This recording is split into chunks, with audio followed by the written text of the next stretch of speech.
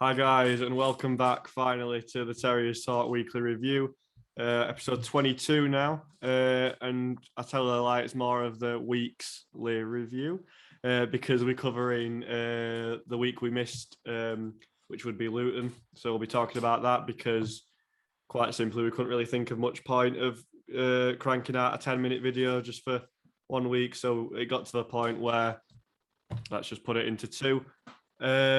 But yeah, you will notice just before I started talking, our new intro debuted in this video. So we're very appreciative of having that, and we hope you like it because it's staying around.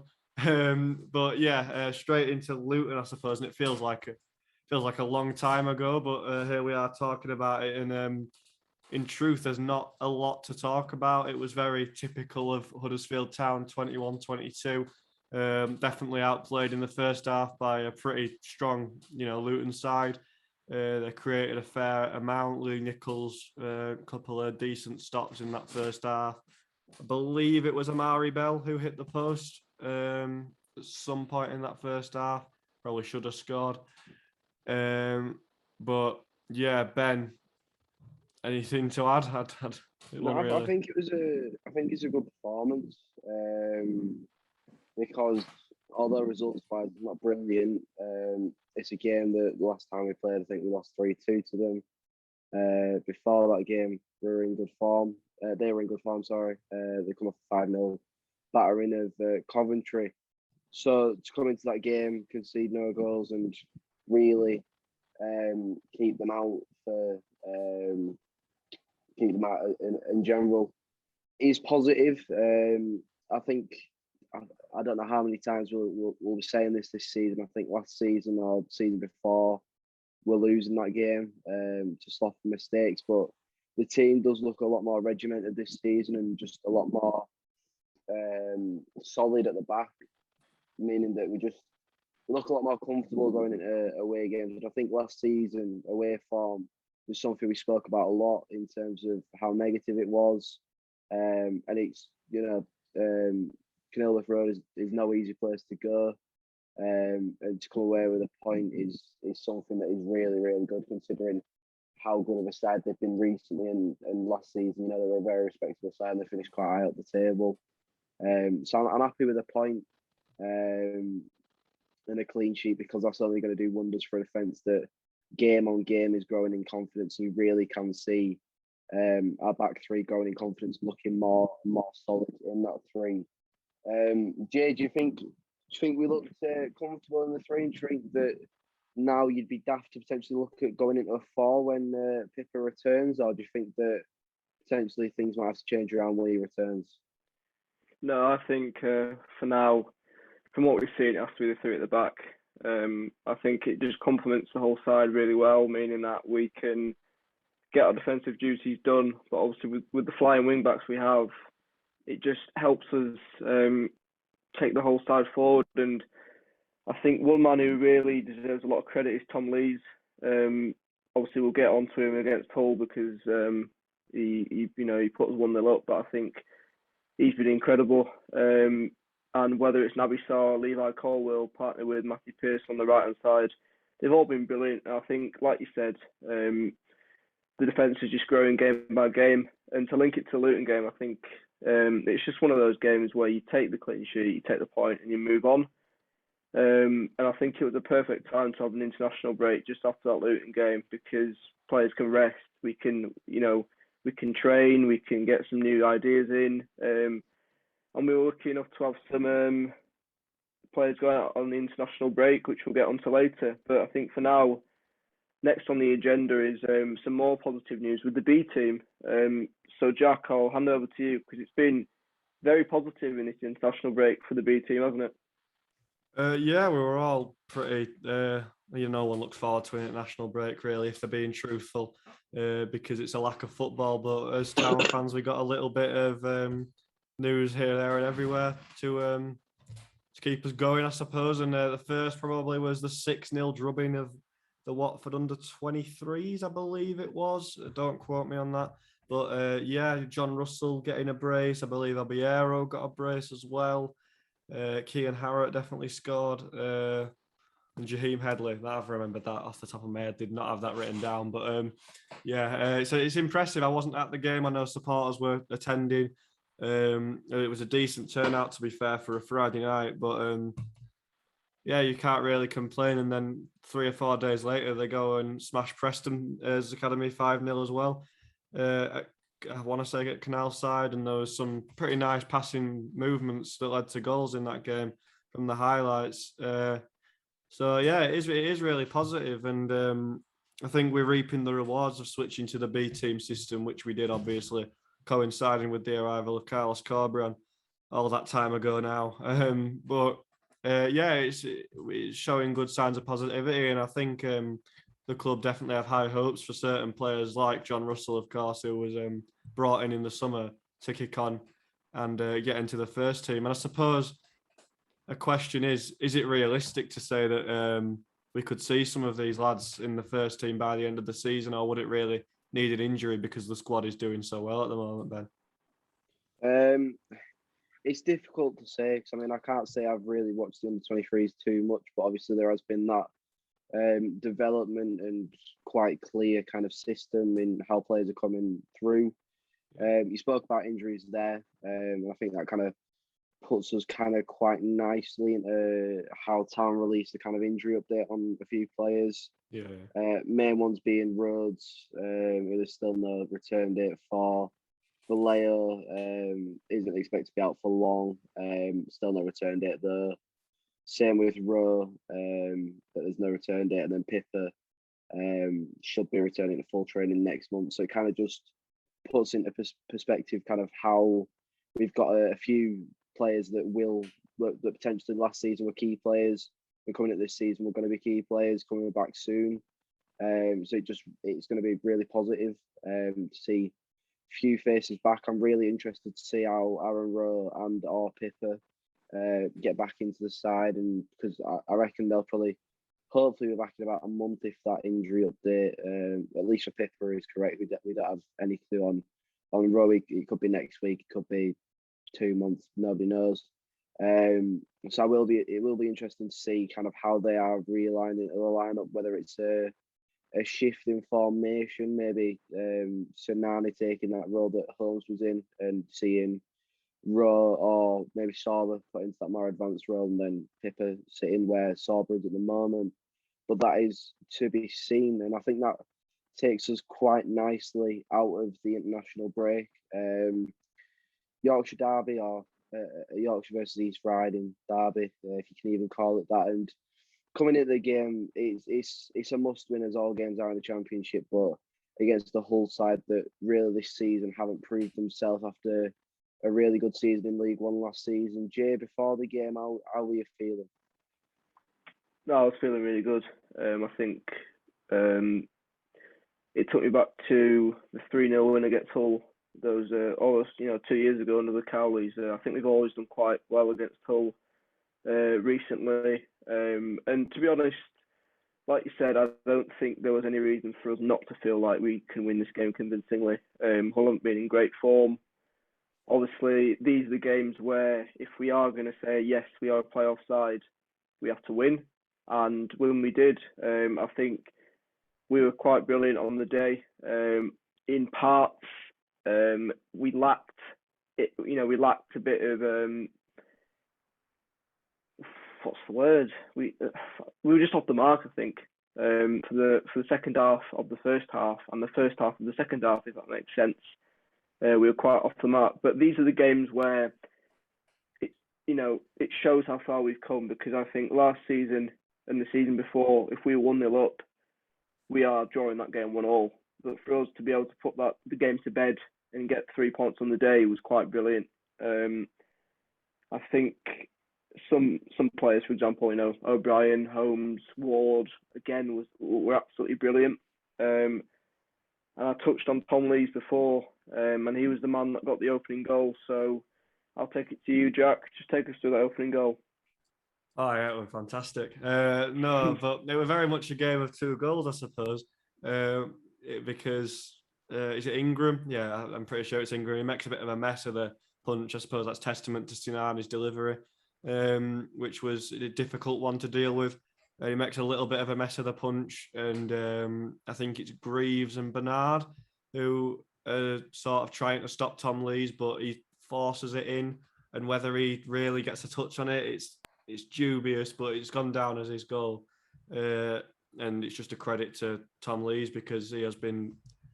Yeah, I've seen a lot of people say when he came in, including myself, you think, oh, well, it's good depth, if one of the centre halves gets injured, he's a solid head, he's a good pro. He's been at Wednesday for a number of years, but he has been probably of the back three, the best consistent performer, I want to say. He's and that's a real compliment because all 3 or 4 of the people in the back three this season have been fantastic. But yeah, he was great again against Hull, great at Luton. And it was fantastic that he got his first league goal after notching against Everton in the Cup. But yeah, as I say, a game of 2 goals. Ben, Dwayne Holmes, flashback to Swansea last year almost. Probably not as good, but still a very solid effort from Dwayne. Yeah, I mean, you spoke about dubious goals. It's a Salva Thomas assist, which, if I'm honest, I think I think it's just come off the head of Levi Colwill, but I'm not going to complain at a Salva Thomas assist, and I don't think Levi Colwill will be trying to get his assist numbers up, to be honest. But it's a brilliant strike, and I think as much as we've said things about Dwayne Holmes this season, Saturday was one of his best games in the Town shirt for a long while. I think he did everything that he needed to do.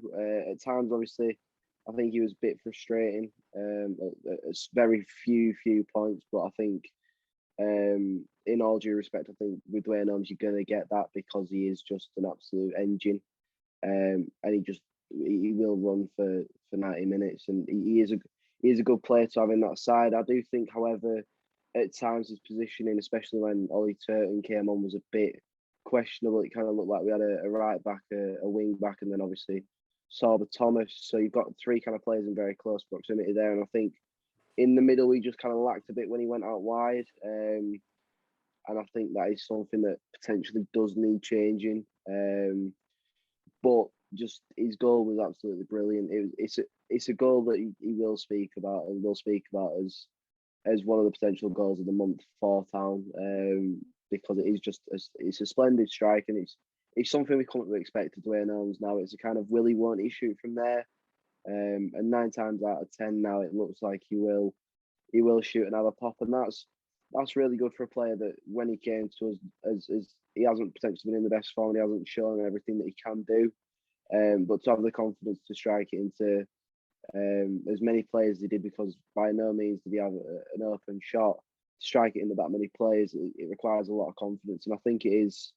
It just is a really positive sign to show that there is so much positivity around the camp at the moment, and obviously a very fitting celebration, paying tribute once again to Jordan Sinnott, which just kind of put a really kind of nice note on it, on the day as a whole.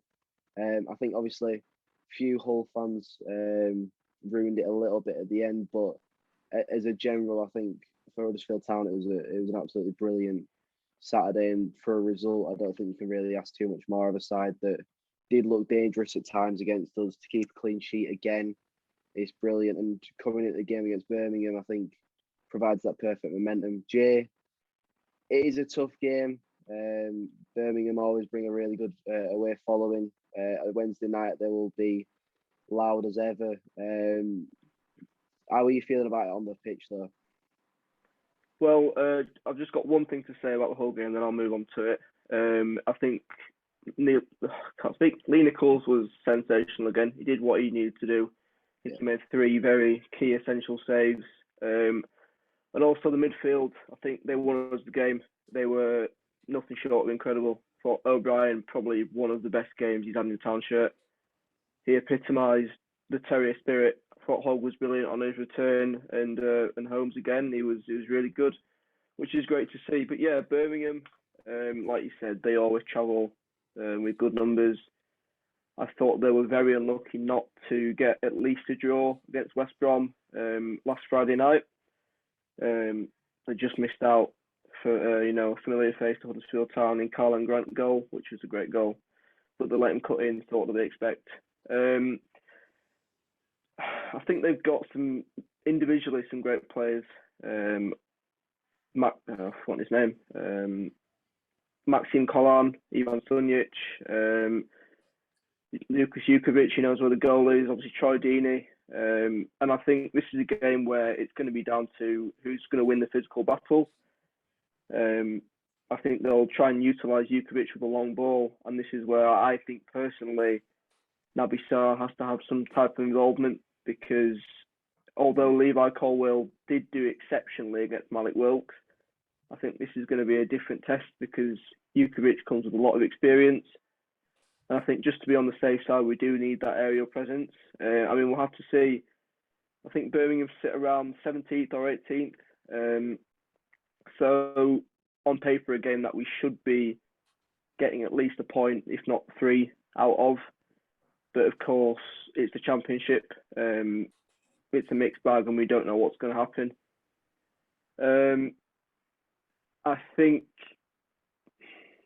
I'm not sure, but I think it's maybe time Stolber Thomas is used off the bench, because he did look a bit, although he did get an assist on Saturday, he did look a bit leggy. Now that's completely understandable because he's played twice last week for Wales, which we'll touch on.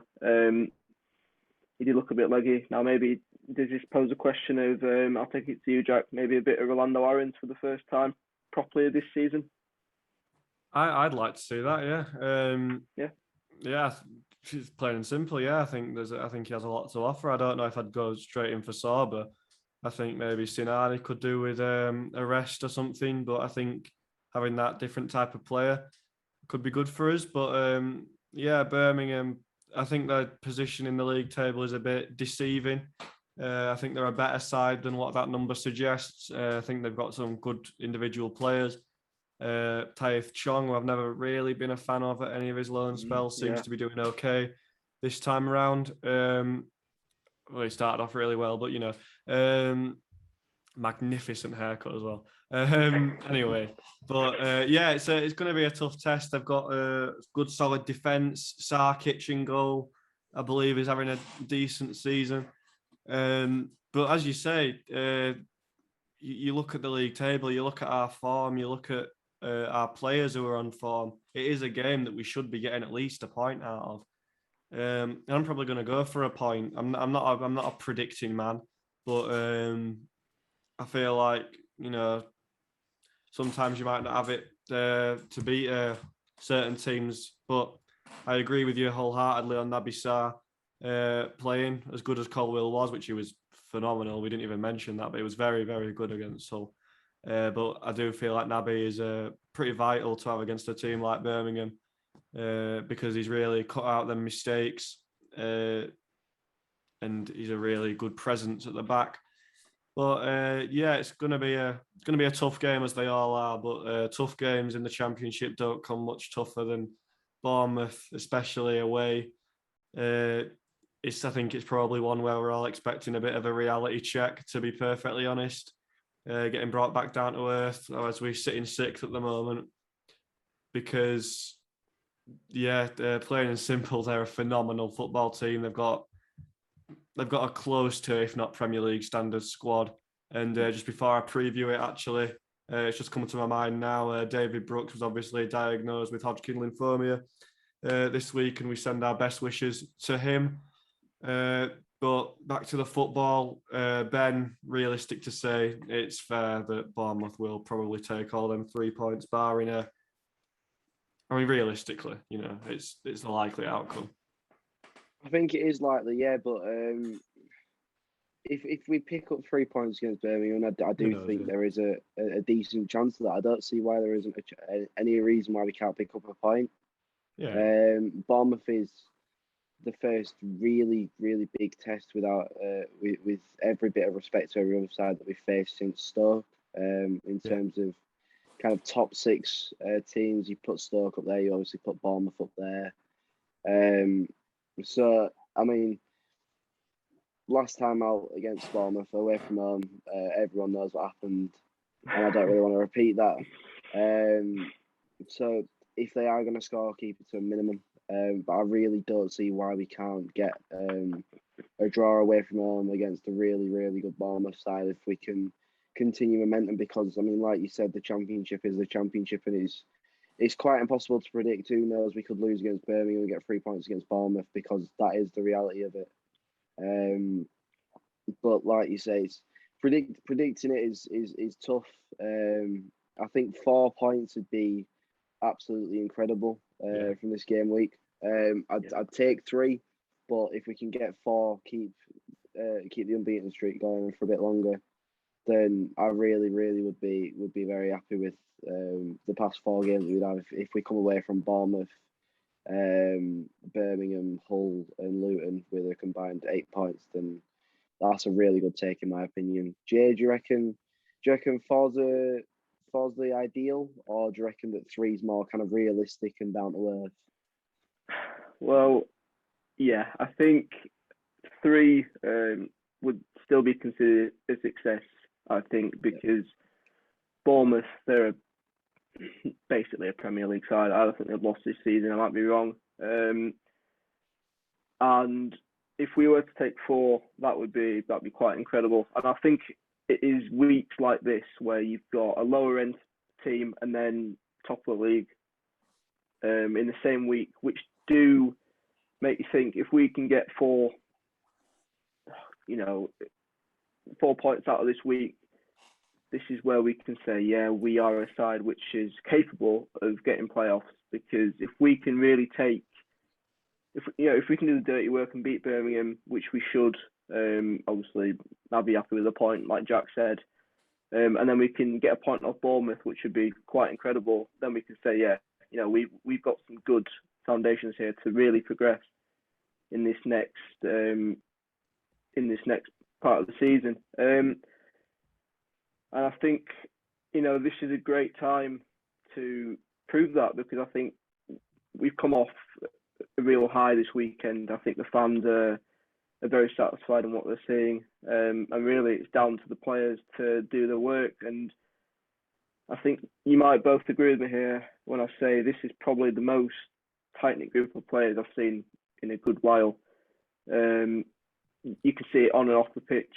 I think the one man who really establishes that connection between the club and the fans is Harry Toffolo. Very, very instrumental on Twitter, sharing his thoughts, showing his views about the club, the fans, giving messages of support to fans who aren't doing too well. I just think he's a real role model to the club, and I think, like Jack said in the week, probably after Hogg, he's probably skipper. Real great guy, and it's just people like that who you really like to have around the club. And another one of those is Sorba Thomas, and we did miss it on the list, but he did feature twice in the international break, along with Scott High, which Jack will be thrilled about, and Daniel Sinani. So Ben, the Welsh wizard, he's getting bigger, isn't he? Yeah, I mean, I think for the past few months, I think we've all known it's pretty likely that he would get a call up to the Wales side. I think the injury to Gareth Bale has probably been quite likely the reason. But his position, he's played right wing back and then left wing back, which is roles that we've seen him play more at the start of the season for us. Obviously, the Toffolo was injured and Ruffles had coronavirus. He played there, most notably against Sheffield Wednesday. And then he played right wing back, or he has played right wing back since. He just seems to be shining. I mean, there was a video going around of I can't remember which game it was after, but one of the sides that Wales faced, a few fans were chanting before getting on their coach, just chanting his name, which is absolutely mental that a lad from Boreham Wood, 8 months, 9 months,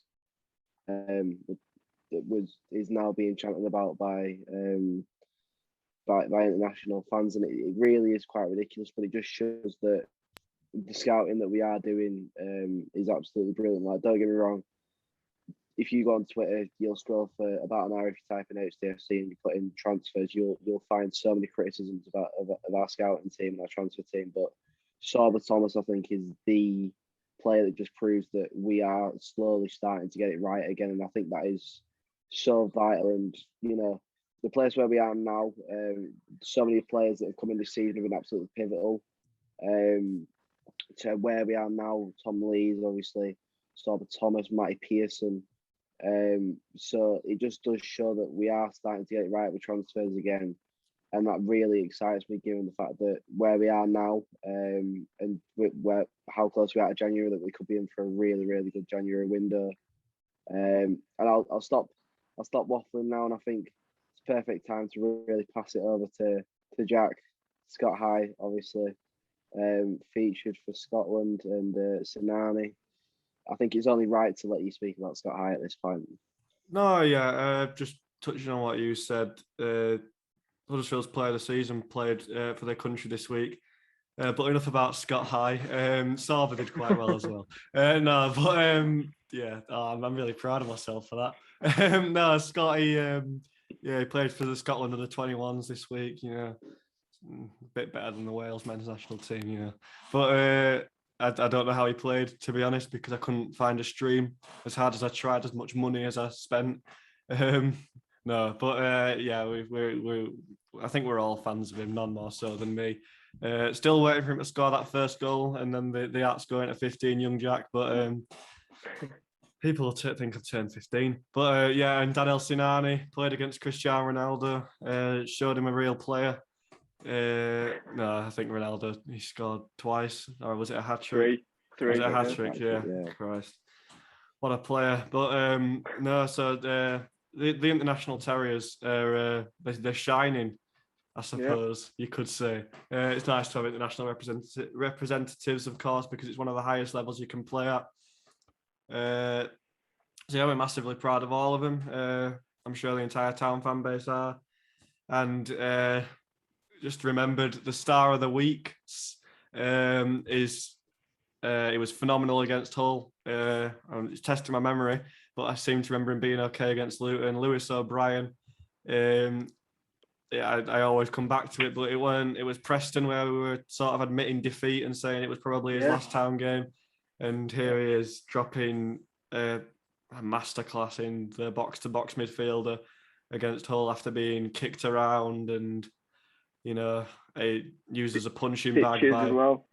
Yeah, we got stitches after bravely going for a header from his best mate's cross. But it's just been a good couple of weeks to be a town fan, to be perfectly honest. And I think that's a nice sentiment to wrap up the video. So thank you guys for watching. Sorry for the absence, but we're back now, and we'll be back similar sort of day next week. But thank you once again, guys, for watching. Please like, subscribe, share it around as always, and we will see you next time. Enjoy your week.